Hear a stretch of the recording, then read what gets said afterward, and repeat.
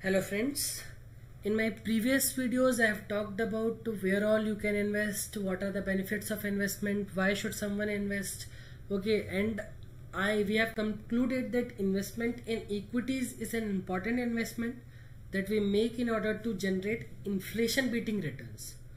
Okay, so you can invest in equities via stock market. And what is a stock market? All the jargons of stock market we will be covering in this video. Okay, so let's begin.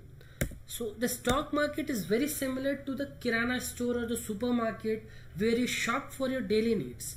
Okay, similarly we have stock market where you can transact, okay, your investment. You can buy, sell shares. Transaction is nothing but buying or selling of shares. Okay, so you can buy or sell shares of any companies like Infosys, TCS, Reliance, etc. through the stock market. But you can not directly do it. You have to go through a stockbroker. We will cover that as well in this video. So the main purpose of the stock market is to help you facilitate your transactions. So if you are a buyer of a share, then you can buy the share through the stock market. If you are a seller, you can sell the shares. It will find you a buyer. If you are a buyer, it will find you a seller. Okay, now unlike a supermarket, the stock market doesn't exist in brick and mortar form. Okay, it exists in electronic form. You can access the market electronically from your computer and go about conducting your transactions. Transactions is, again I said, buying and selling of shares. Okay, you have to access the stock market via registered intermediary called the stockbroker. So but first let's cover what is a stock exchange. So stock exchanges are like the Bombay Stock Exchange, where the oldest exchange, and the National Stock Exchange. There are several other exchanges as well, okay, like the Madras Stock Exchange and the Bangalore Stock Exchange. So they facilitate, they list the equities or the market, the companies from where you can transact.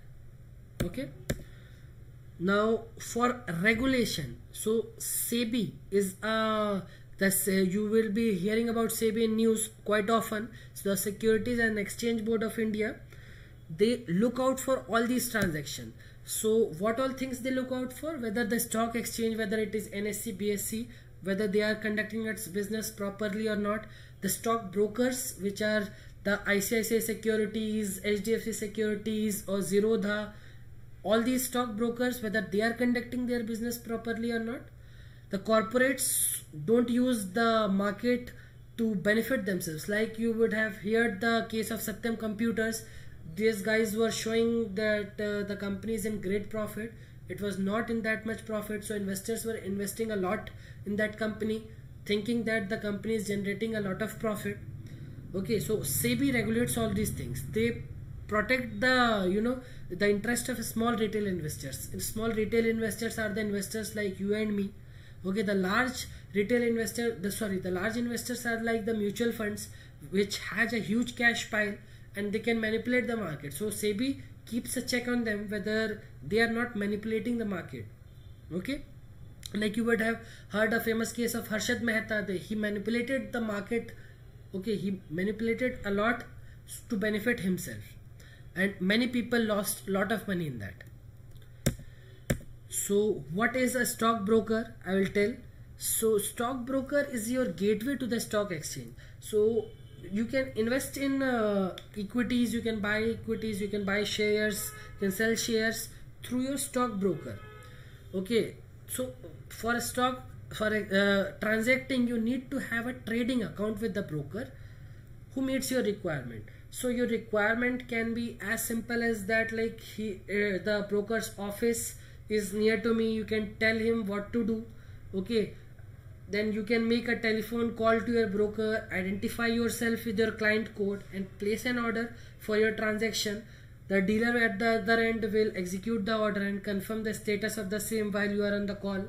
Okay, you can do it yourself as well. This is the most popular way in today's market. The broker gives you access to the market through a software called a trading terminal. Okay, you can log into your trading terminal. You can see the live prices of the quotes of various shares and you can buy them, you can or sell them, you can place the orders. Okay, so once you place the order, once you buy or sell the shares, it gets credited or debited to your demat account.